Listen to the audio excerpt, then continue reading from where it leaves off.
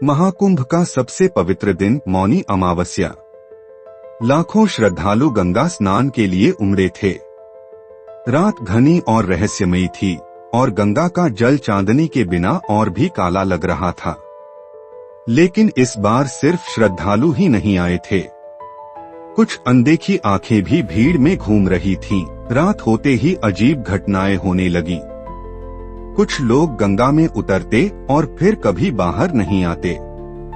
उनके कपड़े और पूजन की थालियां किनारे पर रह जाती, लेकिन वे खुद कहीं नहीं होते। कई साधुओं ने देखा कि अमावस्या की काली रात में एक औरत गंगा किनारे घूम रही थी। लंबे उलझे बाल, फटी हुई सफेद साड़ी और जलती हुई आंखें। कुछ ने उसे गंगा के बीचों बीच खड़े देखा, जहां कोई मनुष्य नहीं ठहर सकता था। महाकुंभ में आए एक वृद्ध तांत्रिक ने सुनी हुई कहानी दोहराई। यह निशी है, एक श्रापित आत्मा जो हर महाकुंभ की अमावस्या पर गंगा में अमृत खोजने आती है।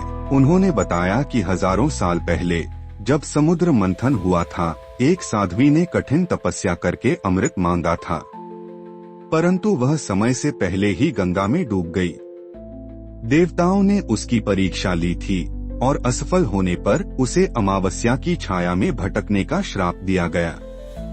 अब हर महाकुंभ की अमावस्या पर वह गंगा में अमृत की खोज में आती है और निर्दोषों को अपने साथ बहा ले जाती है। रात के तीसरे प्रहर जब शाही स्नान का समय आया, कुछ तांत्रिकों ने उसके आने का आभास किया। उन्होंने गंगा किनारे दीप जलाकर महादेव का आह्वान किया। तभी गंगा के जल में हलचल हुई। एक सफेद साया धीरे धीरे नदी से बाहर निकला। अमृत, मेरा अमृत कहाँ है? उसकी चीख पूरे संगम में गूंज उठी। भीड़ भय से कांप रही थी, लेकिन तभी गंगा की लहरें विशाल हो गईं, जैसे किसी ने उनमें शक्ति फूंक दी हो।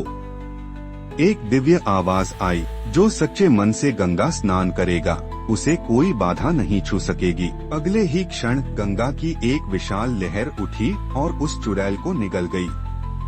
वह फिर से जल में समा गई, अमृत की तलाश में अगले महाकुंभ तक के लिए। क्या वह खत्म हो गई? कहा जाता है कि हर महाकुंभ की अमावस्या पर जब गंगा अमृत स्नान के लिए आमंत्रित करती है, वह फिर से प्रकट होती है।